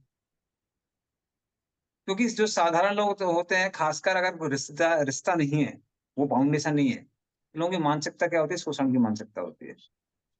इसलिए वहां पर अगर कोई नृत्य कर रहा है तो उसको बहुत ही नीच कर माना जाता है और ऐसी स्त्रियों को वैश्या कहा जाता है। जो पब्लिक डांसर्स हैं यहाँ पर आजकल, हीरो हीरोइन है, उनको बड़ी नीची दृष्टि से देखा जाता है। आजकल उनको जीवन का लक्ष्य बना लिया जाता है, हमको ऐसा बनना है वैसा बनना है। तो आजकल समाज को छोड़ रहा है, वैदिक समाज को छोड़ रहा है, तो उनको वहां पे वैश्य कहा गया है। दूसरा चीज है कि प्रभुपाद यहाँ बता रहे हैं कि सभ्य समाज में भी कई बार गवर्नमेंट कुछ मदरसाला या फिर कुछ ऐसे स्थान पे बनाती है जहां पर स्त्रियां नृत्य करती हैं और जो बिगड़े हुए लोग हैं वो उन वहां पे जा सकते हैं। तो वो चीजों को परमिट करना नहीं, वो चीजों को रेस्ट्रिक्ट करना है।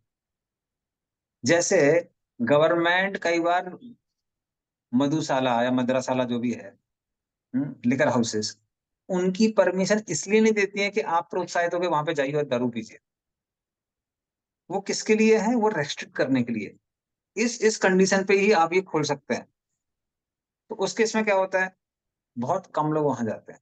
लोग बोलते हैं कौन इतना एफर्ट डालेगा, कौन इतनी मेहनत करेगा। तो ये सारी चीजें की जाती हैं रेस्ट्रिक्ट करने के लिए, क्योंकि अगर आप रेस्ट्रिक्ट नहीं करेंगे तो क्या होगा, हर नुक्कड़ में लोग अपना दारू की दुकान खोल के बैठ जाएंगे। क्योंकि उसमें प्रॉफिट ज्यादा होता है। तो उसको क्या किया जाता है, लाइसेंस दिए जाते हैं, उसको रेस्ट्रिक्ट किया जाता है। तो ये मदिरा पान को रोकने के लिए है, प्रोत्साहित करने के लिए नहीं है, उसको रेस्ट्रिक्ट करने के लिए। उसी तरह से कुछ स्थान ऐसे बनाए जाते थे जहाँ पे स्त्रियां नाचती इत्यादि हैं, ताकि जो लोग विकृत मानसिकता वाले हैं, टेढ़े लोग हैं, वो ऐसे स्थानों पर जाकर अपनी इच्छाएं पूरी कर सकते हैं, और जो सभ्य समाज की स्त्रियां हैं उन पर वो नजर नहीं डालेंगे। तो इसलिए ऐसा किया जाता है। तो वो प्रभुपाद यहाँ पे लिख रहे हैं, क्योंकि गवर्नमेंट का काम सिर्फ अच्छे लोगों की देखभाल करना नहीं है, ये भी देखना है कि जो बुरे लोग हैं उनकी बुराई इतनी ज्यादा ना बढ़ जाए कि वो अच्छे लोगों को ट्रबल कर सके, उनको दुख पहुंचा सके। जैसे आप देख रहे हैं उधर बांग्लादेश में वो लोग आउट ऑफ कंट्रोल चले गए हैं, तो सबको परेशान कर रहे हैं। जब तक पुरानी प्राइम मिनिस्टर थी, प्राइम मिनिस्टर ने उनको पूरा कंट्रोल करके रखा हुआ था। कंट्रोल के बावजूद भी वो लोग कुछ यहाँ वहां पर हिंदुओं को परेशान करते थे। लेकिन अब उनको आउट ऑफ रेस्ट्रिक्शन चले गए हैं, तो पूरा एकदम उपद्रव मचा रहे हैं सब जगह। इसलिए गवर्नमेंट का काम दोनों चीजें हैं, ये देखना कि अच्छे लोग खुश रहें, प्रोत्साहित रहें, साथ में जो दुष्ट लोग हैं वो कंट्रोल में रहें। इसलिए कई बार कुछ समाजों में ऐसा किया जाता है। ठीक है, नेक्स्ट श्लोक।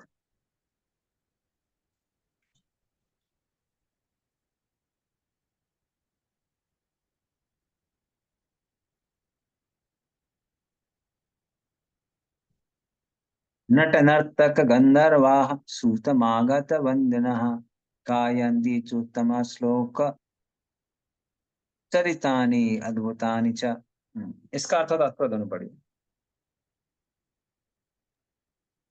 हरे कृष्णा। कुशल नाटककार, कलाकार, नर्तक, गायक, पौराणिक, वंशावली विशारद, भाट तथा विद्वान, वक्ता, वाचक सबों ने भगवान के अलौकिक कार्यक्रमों कार्यकलापों से प्रेरित होकर अपना अपना योगदान दिया।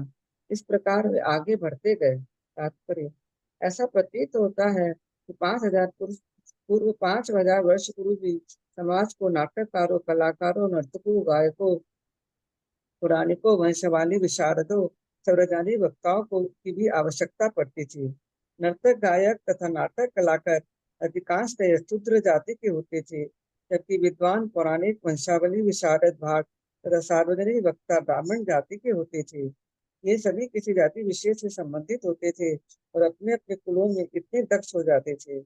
ऐसे नर्तक, गायक, पौराणिक, भट्ट तथा सार्वजनिक वक्ता विभिन्न युगों तथा कल्पों में भगवान के अलौकिक कार्यकलापों का वर्णन करते थे। किसी सामान्य घटना की नहीं, नहीं ये घटनाएं किसी किसी क्रमानुसार होती थी। सारे पुराण ऐतिहासिक तथ्यों से पूर्ण है, जिनमें विभिन्न कालों तथा विभिन्न लोकों में भगवान से संबंधित विषयों का वर्णन है।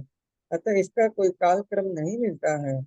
अतः जब आधुनिक इतिहासकार श्रृंखला सूत्र नहीं पकड़ पाते, तो वे अप्रामाणिक ढंग से ये आलोचना करते हैं, सारे पुराण कपोल कल्पित है। यहाँ तक कि 100 वर्ष पूर्व भी भारत में सारे नाटकों का कार्य परमेश्वर के अलौकिक कार्यकलापों पर ही केंद्रित होते थे। नाटकों के खेले जाने पर निश्चित रूप से जन सामान्य का मनोरंजन होता था और यात्रा टोलियां, नाटक मंडलियां भगवान के अलौकिक कार्यों का अभिनय करती थी। इस प्रकार प्रत्येक निरक्षर किसान शैक्षिक योग्यता न होते पर भी वैदिक साहित्य के ज्ञान में सहभागी होता था। अतः सामान्य व्यक्ति के आध्यात्मिक प्रकाश के लिए नाटककारों, गायकों, वक्ताओं इत्यादि की आवश्यकता होती है। भाट किसी विशेष परिवार के वंशजों का पूरा ब्यौरा प्रस्तुत करते थे। आज भी भारत के तीर्थ स्थानों के पंडित किसी भी नवागंतुक का पूरा वंश ब्यौरा प्रस्तुत करते हैं।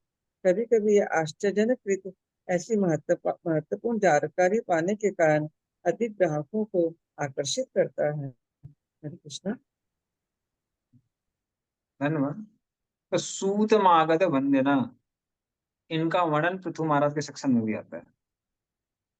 तो ये अलग अलग 3 कैटेगरी के लोग हैं। कुछ लोग ऐसे हैं जो ब्राह्मण परिवार के हुआ करते थे और वो भगवान की स्तुतियां गाते थे पौराणिक कथाओं से, कि भगवान ने यहाँ पर ये लीला की, उस स्थान पे वो लीला की, क्या क्या लीला की, और बड़ी सुंदर भाषा में उसका वर्णन किया करते थे। तो कुछ लोग ऐसे थे। कुछ लोग हैं नाटककार, और वो क्या करते थे, रामलीला करना, कृष्ण लीला करना। हाँ, जैसे इवन जो हमारे ट्रेडिशनल नृत्य हैं उसमें भगवान की लीलाओं का ही वर्णन किया जाता है, और अलग अलग भावों से, चीजों से दिखाया जाता है कैसे भगवान क्या लीला कर रहे हैं। क्योंकि मैंने भी कल्चरल प्रोग्राम देखा आपका कोलकाता खतरा में कई सालों तक, 5-6 साल तक। तो ये मेरी, जब मैं टेम्पल में आया था एल्बर्ट रोड में, तो वो मेरी पहली सेवा थी, आपका कल्चरल प्रोग्राम देखना मेरे पे। तो पहली बार मैंने ध्यान से देखा कि अरे भाई कल्चरल प्रोग्राम तो सारे के सारे भगवान पे केंद्रित है। तो जो भी आपके ट्रेडिशनल डांसेस हैं, कथक, ओडिसी, ये वो भरतनाट्यम जो भी हैं, वो सब के सब भगवान की लीलाओं का वर्णन करते हैं। फिर आप देखेंगे नॉर्थ इंडिया में, उत्तर भारत में हर प्रैक्टिकली शहर में, गांव में, कस्बे में आपको मिल जाएगा रामलीला मैदान।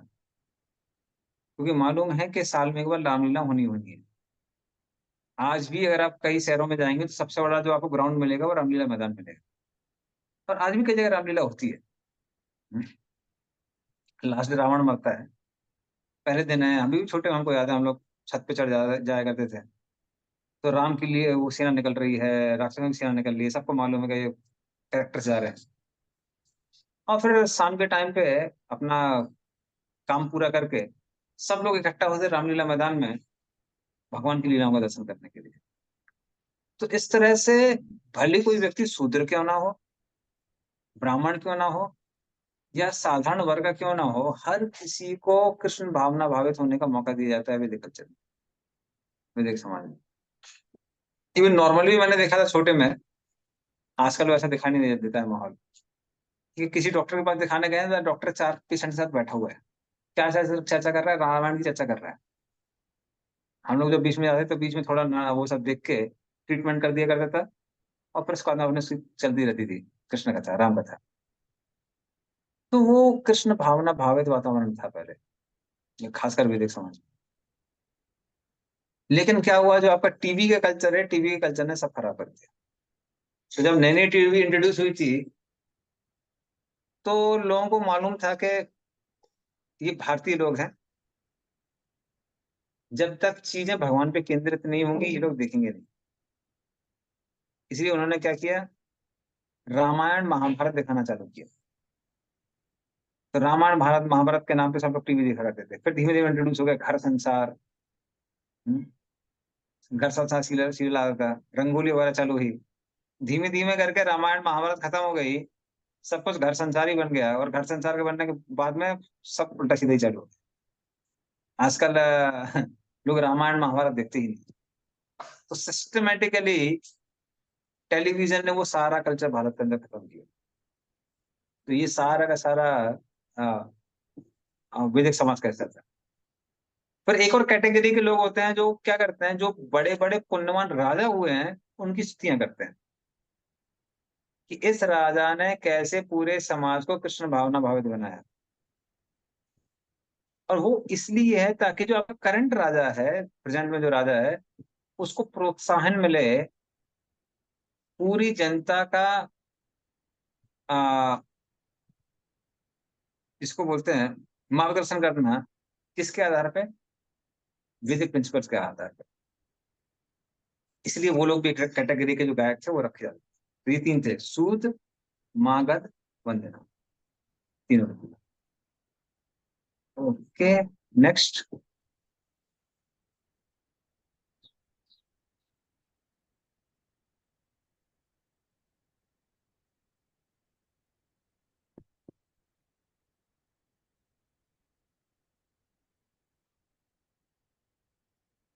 भगवान तत्र बंधूनां पौराणाम अनुवर्तिनाम यथा विद्य विपस्राभ्य श्राम्य, यथा विद्य विपस्राम्य सर्वे सामान्य माददे। पढ़िए इसका भी अर्थ। भगवान श्री कृष्ण उनके निकट गए और उन्होंने अपने समस्त मित्रों, संबंधियों, नागरिकों तथा उन समस्त लोगों को जो उन्हें लेने तथा स्वागत करने के लिए आए थे यथा योग्य सम्मान तथा आदर प्रदान किया। हरे कृष्ण। हरे कृष्ण। उसके बाद कृष्ण आगे गए और जितने भी ये लोग थे सबका विधिवत यथा योग्य सम्मान किया। तो वैदिक समाज में सम्मान सबका होता है, लेकिन देहोनाथ यथा यथा। तबे तो गाय वो हरिनाम सखे अपराध हो गया था, भक्ति ठाकुर बोलते हैं कि हर किसी का सम्मान करना चाहिए, पर किसके अनुसार करना चाहिए? यथा यथा। जो डिजर्व करता है उसको अच्छा सम्मान किया जाता है। जैसे जो बड़े बुजुर्ग लोग होते हैं उनका शरण स्पर्श करके आशीर्वाद लिया जाता है। जो बराबरी के लोग हैं उनको आलिंगन किया जाता है, एम्ब्रेसिंग देम। जो लोग छोटे हैं उनको आशीर्वाद दिया जाता है। और अगर शेर चीता है तो उनका दूर से ही आशीर्वाद दिया जाता है, उनका दूर से ही सम्मान किया जाता है, पास में नहीं जाते हैं उनके। तो जैसे जैसे लोग हैं उसके अनुसार क्या किया जाता है, सम्मान किया जाता है, पर सम्मान सबका होता है। तो जो बीच में दलितों का शोषण इत्यादि जो भारत में बहुत हाईलाइट हुआ, वो एक विकृत चीज है और वो सब जगह नहीं था। कुछ स्थानों पे था, क्योंकि कुछ स्थानों पे लोग वैदिक कल्चर से डेविएट हुए थे, पर ये सभी स्थानों पे नहीं था। तो कुछ स्थान ऐसे महाराष्ट्र इत्यादि वहां पे बहुत स्ट्रॉन्ग कल्चर था। महाराष्ट्र है या फिर साउथ इंडिया में कुछ जगह है, बिहार में भी काफी स्ट्रॉन्ग था, बिहार के अंदर। लेकिन जहां तक मैंने यूपी का याद है, मुझे अभी भी याद है जो हमारे ग्रैंडफादर थे उनके बहुत सारे लोग रहा करते थे। दो बड़े बड़े घर थे, इतने बड़े घर थे कि एक साइड से आप आवाज लगाएंगे दूसरी आवाज तक साइड तक सुनाई नहीं देगी, कितना भी चिल्लाए। तो लगभग 40-50 लोग रहते थे। रिलेटिव हमें से भरे रहते थे घर, उनको पैसा बहुत था। तो इसलिए घर में दर्जी धोबी इत्यादि परमानेंटली लगे हुए थे, पर उनका वैसा ही सम्मान होता था जैसे घर में और एल्डरली मेंबर्स का होता था। तो एक धोबी था, उसको बोलते थे, उनका नाम था लल्लू, तो हम लोग लल्लू चाचा बोलते थे। किसी ने गलती से लल्लू धोबी बोल दिया तो थप्पड़ पड़ेगा, घर वाले डांटेंगे। तो सम्मान होता था। तो ऐसा नहीं कि उनका शोषण होता था जैसे कि आजकल बुक्स में बहुत हाईलाइट किया जाता है। तो ये सब जो हाईलाइट हुआ है वो सब आ, एक प्लान था, जिसके जिसके द्वारा लोग अपने कल्चर से ही नफरत करने लगे। जैसे ब्रिटिश प्लान था, बाद में कम्युनिस्ट का प्लान था, और उन्हीं लोगों ने बुक्स लेके ऐसी चीजों को हाईलाइट किया। वैदिक कल्चर किसका कल्चर है? सम्मान का कल्चर है, सम्मान का कल्चर है। जैसे क्रिश्चियंस में बहुत सारे सेक्ट्स से, क्रिश्चियंस में हर कोई ये तो बोलते ही है कि सिर्फ मनुष्य में आत्मा होती है। तो मनुष्य में आत्मा होती है तो मतलब जानवरों का सम्मान करने की आवश्यकता नहीं है, आप उनको खा सकते हैं, पी सकते हैं, मिसट्रीट कर सकते हैं। लेकिन वैदिक कल्चर वैसा नहीं है। वैदिक कल्चर में पेड़ पौधों का भी सम्मान होता है और जानवरों का तो होता ही है सम्मान। गायों की तो हम पूजा भी करते हैं, तो इस तरह सम्मान होता है।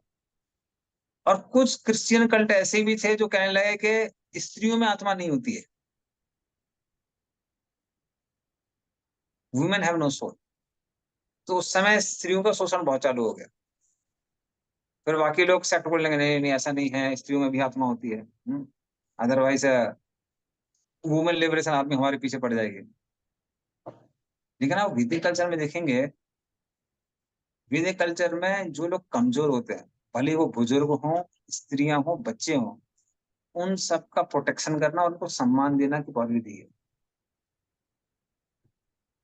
जैसे अगर आज भी आप नॉर्थ इंडिया में जाएंगे, जो अविवाहित लड़कियां हैं उनके लोग चरण छूते हैं, पैर छूते हैं।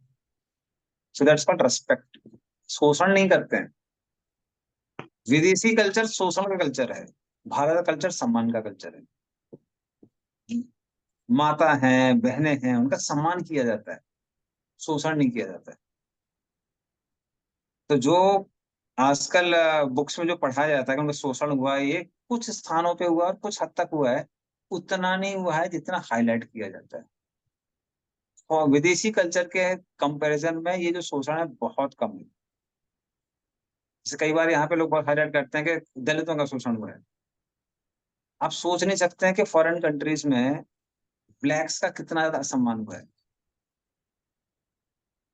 हमारे एक साथ के भक्त थे, तो जब वो छोटे से थे तो उनके फादर पहले युगांडा में थे, वो गुजराती है। लेकिन क्या हुआ, उस समय मोबाइल कनेक्शन वगैरह उतना था नहीं। तो जब वो छोटे से थे और वो लंदन गए, तो उनके फादर भी वहां पहुंचे, लेकिन माँ और बेटे से मिल नहीं पाए। तो माँ बेटे बिछुड़ गए। इसलिए उन्होंने कई साल, वो भक्त ने अपने गलियों में गुजारे हैं लंदन के। तो बोले कि लंदन में इतना बुरा हाल था कि वो छोटे से थे, विदेशी लोग अंग्रेज लोग आके उनको पीछे से लात मारते थे। मतलब किक द पक्की ऐसे करके मारते थे उनसे, इतना सम्मान। फिर एक बार वो एक दुकान में गए तो उनको लगा कि उनके पापा की आवाज है, फादर की आवाज है। तो उन्होंने ध्यान से देखा, है तो मेरे फादर है। 3 4 5 साल बाद वो अपने फादर को वापस मिले, और फिर वो लोग वापस समृद्धशाली हो गए, सबको सेटल हो गए। लेकिन उनका खुद का एक्सपीरियंस है कितना ज्यादा सम्मान होता था। तो उसके कंपैरिजन में वैदिक कल्चर आप देखेंगे, वैदिक कल्चर सम्मान का कल्चर है, जहां पर हर किसी को, कोई भी कितना भी कमजोर क्यों ना हो, उसका सम्मान दिया जाता है। बल्कि हर प्राणी को इतना सम्मान दिया जाता है कि लोग उसके शरीर को लांघते नहीं है। कि बच्चों को सिखाया जाता है चीज को लांघना नहीं है, अगर आप लांघ रहे हैं तो उसको फिर छुइए। कोई भी आपका पेपर है, पेन है, जमीन में पड़ा हुआ है, तो तुरंत उसको ऊपर उठाना है, रखना, उसका सम्मान करना है। सो वैदिक culture is a culture of respect, ये रिस्पेक्ट का कल्चर। तो उससे कृष्ण ने स्वयं आके उन्होंने वो एग्जाम्पल सेट किया और सबको रिस्पेक्ट किया। Yes Shivam. Hare Krishna Prabhu. So just wanted to share one thing. Like we used to visit Rajasthan every year. So हम लोग के वहाँ पे ना this सती का पूजा होता है. So I always had this क्योंकि like because of my educational background I used to think कि it is wrong. तो इसका हम लोग क्यों पूजा करते हैं सती का? So like I had inquired a lot over there. So they had actually told कि ये सती कैसा होता था, जैसा like ये जैसे मुगल्स एंड ब्रिटिशर्स ने इसको एक्सप्लॉइट किया। एक्चुअली ये सती करना किसी के ऊपर मैंडेटरी नहीं था। एंड सती क्या होता था, like if a woman had 4 kind of men in her life, either father, brother, husband और सन, अगर ये चार में से कोई है, then the woman does not need to do sati. क्योंकि ये these 4 men were considered to be the protectors, and if the woman is not having any of these 4 men, then like she was given an option to do sati so that she is not exploited, and that is how sati used to happen. फिर so it wasn't like forced नहीं था, so it was for the protection of women actually. So this is something like वो वैदिक culture में how it was distorted कि, and especially this Raja Ram Mohan Roy, he was actually like an agent of Britishers only, जिसने उसको fuel किया कि like सती प्रथा है, but actually it was for the protection, and it wasn't कि खाली husband का नहीं है, मैंने like if you have any of these 4 men, then you don't need to do sati actually. दूसरा चीज था, इट वॉज ए विलिंगफुल थिंग। ऐसा कुछ ये कुछ फोर्स नहीं था, जैसे हम लोग देखते इवन कुंती महारानी, पांडु के जानने के बाद माद्री सती हुई, लेकिन कुंती महारानी थी ताकि वो बच्चों की देखभाल कर सके। तो कंपल्सन नहीं था, it was not a compulsion. जो स्त्रियों को ऐसा लगता था कि पति की विरह में रहना पति के साथ मरने से ज्यादा कष्टदायी है, वो स्त्रियां कभी सती होती थी। और वो आप देखेंगे 50 60 साल में कई बार कोई स्त्री होगी जिसका बड़ा सम्मान दिया जाता है कि वो कितनी पतिव्रता है। पर उन्होंने हाईलाइट ऐसे कर दिया जैसे जनरल चीज है। हालांकि कुछ जगहों पे बंगाल में ये रेगुलरली हो रहा था, जिसको रोका गया कि लोगों को कई बार फोर्स किया जाता था। वही मैं कह रहा हूँ, कुछ विकृत चीजें थी, वो कुछ स्थानों पे थी, वो सब जगह नहीं थी, इट वॉज नॉट एवरीवेयर। तो बंगाल में कुछ चीजें थी। एक्चुअली स्पीकिंग उन मामलों में इवन भक्ति विनोद ठाकुर ने राजा राम मोहन राय का वो किया है, सपोर्ट किया है। तो बंगाल में कहीं कहीं चीजें डिग्रेड हो गई थी। तो पहली बार मैंने भक्ति विनोद ठाकुर का नाम हिस्ट्री बुक्स में पढ़ा था, Kedarnath Datta, because he was supporter of Raja Ram Mohan Roy in some places. तो वो कहीं जगह विकृत थी, पर वो बंगाल में कुछ जगह थी, सब जगह नहीं था, ऑल ओवर इंडिया नहीं था। ऑल ओवर इंडिया में कहीं ऐसा था कि 60 साल पहले ये स्त्री सती हुई थी तो भाई उसका लोग बहुत सम्मान कर रहे हैं। तो ये रेयर चीज थी, ये रेगुलर चीज नहीं थी। दूसरा, कई बार जो मुगल्स वगैरह थे, या फिर जो इस्लामिक कॉन्क्वेस्ट के लोग थे, वो स्त्रियों के शरीर के साथ भी दुष्कर्म करते थे। उसके लिए जौहर और सती कहीं कहीं स्टार्ट हुआ था। तो वो भी कैसा था, वो भी कंडीशनल था, वो रेगुलर नहीं था, इट वाज नॉट रेगुलर थी। तो इसलिए चीजों को एग्जेगरेट किया है हमारे बुक्स में, उतना नहीं था जितना उसको दिखाया गया है। जैसे मैंने बताया, इवन कास्ट सिस्टम, उसका जो एक्सप्लॉयटेशन है, या फिर सती प्रथा है, ये सारी की सारी चीजें थी, पर कुछ स्थानों पर कुछ डिग्री तक थी जिनको ओवर हाईलाइट किया गया, सिर्फ ये पूरे कल्चर का part. So it was not like that. Similarly आपको डाउरी है, दहेज प्रथा। दहेज प्रथा भी अल्टीमेटली क्या था, जो रेगुलर चीज थी। अब पिता के दोनों होती है, लड़की भी होती है, लड़का भी होता है। तो आइडियली स्पीकिंग सब में बराबर हिस्सा बंटना चाहिए, लड़की लड़का में। लेकिन वैदिक कल्चर में क्योंकि लड़का वो प्रॉपर्टी पे क्लेम करता है, लड़की नहीं करती है, और अगर आप लड़के को क्लेम करवाएंगे तो कई वो चीजें बहुत कॉम्प्लेक्स हो जाती हैं। पर लड़की शादी करके कहीं और चली गई है और क्लास खत्म हुई है।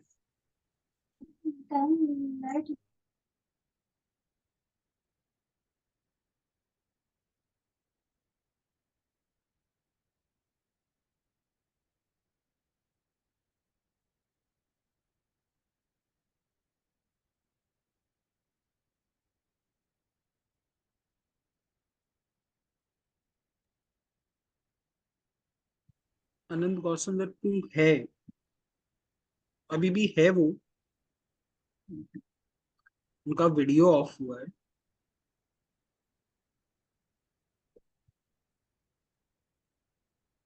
श्री कृष्णा, अपना प्रभु जी को ना यूनिट टेस्ट पूछना, सेकंड यूनिट टेस्ट कब लेंगे? हाँ यस माता प्रभु जी। जी पूछना था, क्योंकि फिर हमारा पूजा से पहले हो जाए तो बेटर है, उसके बाद में हम लोग टूर में चले जाएंगे 10 दिन के लिए, फिर दीपावली आ जाएगी तो सब बिजी हो जाएंगे, दामोदर मास शुरू हो जाएगा। तो ठीक है पूजा से ये पहले यदि हो जाता